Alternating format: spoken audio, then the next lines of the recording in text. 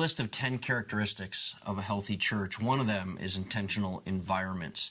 Specifically, that means intentional environments result from creating disciple-making environments and experiences which have a clear target and a defined desired outcome. There must be a bridge between these environments with the goal of forward movement, of progress. Now, let me slow that down, break it into smaller pieces so we can kind of process how this definition works of intentional environments.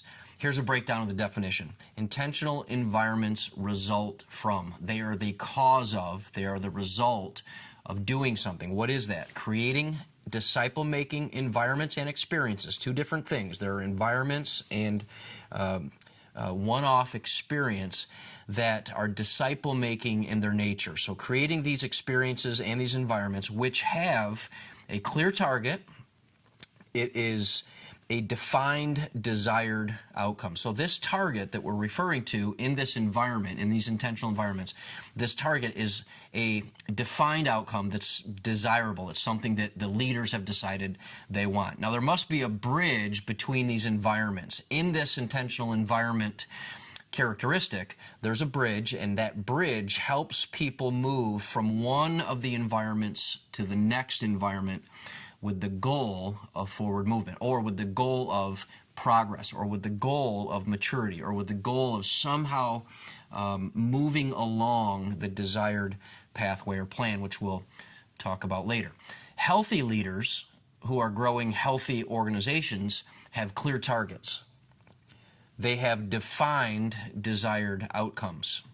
These come from thriving theological integrity characteristic, and also from a thriving vision clarity characteristic. So in the list of 10 healthy characteristics, there are two of them that this intentional environment is going to kind of spring from or grow from, and that is theological integrity and vision clarity. If someone has, if a church leader has theological integrity and vision clarity, then setting up or creating these environments with bridges and desired outcomes and so on makes it so much easier. Instead of making it more cloudy, more difficult, it actually makes it quite a bit easier. When leading the people in an organization or in your church community, this helps you. Having theological clarity or theological integrity and vision clarity helps you build strong yeses in your leadership and compelling no's. And what that means is when you are saying yes to something, when you are investing in something, when you are trying to lead something from nothing to something, if you have theological integrity and vision clarity, that gives you a boldness, a confidence that this yes is coming from my understanding of Scripture, my mandate from God as He gives me instructions on how to lead and what outcomes there are, what targets there are, and so on. And secondly, it makes your no's more compelling. When you have to say no to somebody who has great ideas but they're off target, or they want to keep something in place that you believe needs to be changed, it allows you to say no, and to say no in a compelling way, because what you are saying, yes or no, is coming from your convictions about theology, the way you understand the Bible, or your convictions about vision, the clarity in which you envision the future. So if we break down the problem, why would an organization or why would a church that's trying to get healthy, why would they need intentional environments?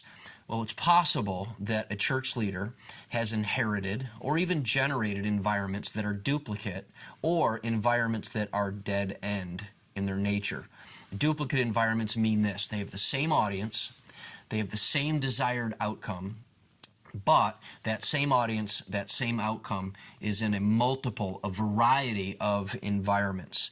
Sundays and Wednesdays are basically trying to they're addressing the same audience.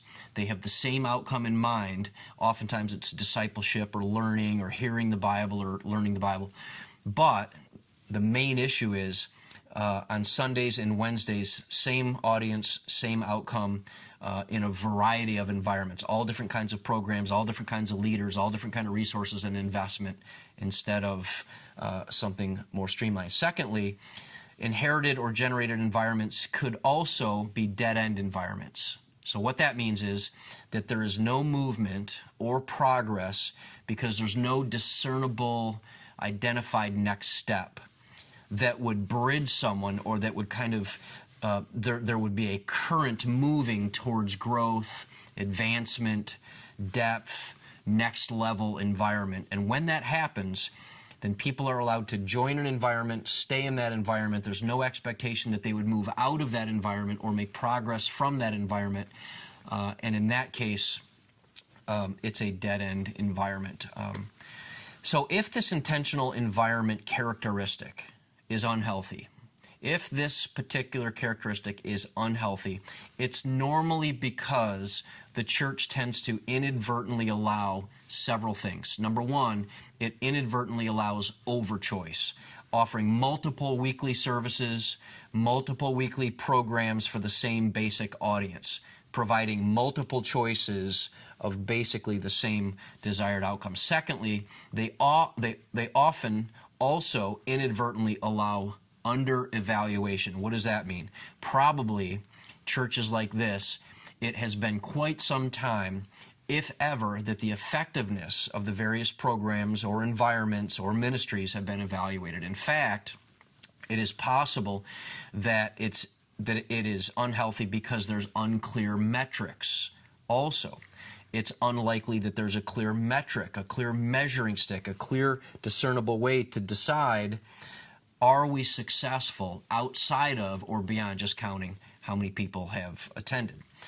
The next one is called disconnection, where churches inadvertently allow disconnect. These are programs or ministries that cause them to operate as isolated silos, not really connected to each other, not really communicating with each other. And the results of this means different metrics, different measurements for success, maybe different outcomes desired, maybe different strategies, maybe all trying to end up different visions that have kind of sprung up in the different environment, and causing what I would call vision collision, meaning the people who are in the environment have one vision, the people who are leading the environment have a different vision, and there's a vision collision. Therefore, there's a lack of clarity on what discipleship looks like in their own local church. So if the intentional environments, on the other hand, are unhealthy, that means collateral damage probably occurs. It especially occurs when church offers multiple weekly environments for the same audience with the same purpose, and it generates, in this collateral damage, it's generating hyperactivity. Some people will be busy attending or hyperactively adding to their calendar every possible environment, but they aren't being challenged to move or make progress in this environment. They can end up hyperactively filling their calendars and oftentimes full of hyperactivity spiritually, but also not really on mission, reaching people, loving people, serving people, or otherwise kind of following out their God-given mandate as a disciple maker themselves. Instead, they're hyperactively filling up their calendar with activity, but not necessarily growing or maturing. They are not necessarily being challenged in these environments to take clear strategic next steps in their own faith. Also, the collateral damage here for an unhealthy intentional environments characteristic is consumerism. That means other people in the church are choosing one environment over another environment based only on their personal preferences, or based only on personal convenience, meaning the only thing they ever do is what is most comfortable for them, and they're allowed to stay in that environment permanently. The third collateral damage aspect you might call Darwinism. And what that means is there are other people in the church who have chosen their favorite environments to attend, but they only give to that environment. They only support that environment. They only care about that environment. They only serve or advocate for their preferred environment. And what that means is even if there are other environments that are more strategic, more successful, more able and capable of accomplishing the mission, they only advocate for that which they are comfortable in or they belong to, even if the other environments are more effective or if the other environments are accomplishing the mission. If this intentional environments characteristic is healthy, we just talked about if they were unhealthy. Now, If they are healthy, church leaders ask the right kind of driver questions. There are two kinds of driver questions that I'm going to identify here. Number one driver question is the wrong kind. That's disinformation driver questions. That means the church leadership is asking questions like, do people seem content in this environment? Are there complaints coming from this environment? Do I hear bad feedback or grumbling from this environment? Or another wrong kind of driver question, what I would label a disinformation question, is this. People are asking this question. The church leaders are asking this question. Do they tell us they enjoyed it? Pastor, I really enjoyed that. Those two questions, do people seem content in this environment? Are they complaining? Or do they tell us they enjoyed it? Those are disinformation driver questions that don't really help us identify or build this healthy characteristic. On the other hand, there is another kind of driver question called diagnostic driver questions. This is the right kind of questions. Your church would benefit from asking a progression of questions like this. Why are we working to create this environment? Another question. Who is this program or service or environment primarily aimed at? How is the content and context tailored to this audience or to that audience and to those results? Or what results are we even aiming for? What do we have in mind? What are we picturing? Next question. What is the next step beyond this one? After this environment, what's next? What are we asking or challenging this audience to do? Or where are we telling them to go next? Next question, last question. How do we communicate that next step clearly? How do we communicate that next step consistently? So where do you start? If you're trying to get healthy in this characteristic, this intentional environments characteristic, where do you start as a church leader? Here's the starting point.